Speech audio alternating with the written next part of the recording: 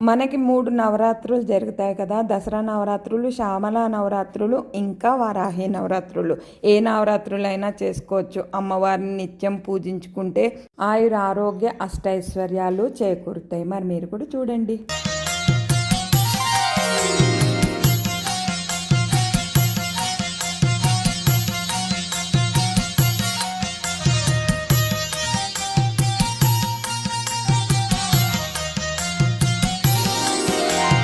జయ జయ శంకరి జయ శివ శంకరి జయ ఓంకారి నమోస్తుతే.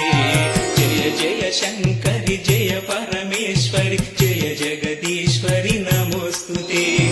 జయ జయ శంకరి జయ కరుణాకరి జయ భువనేశ్వరి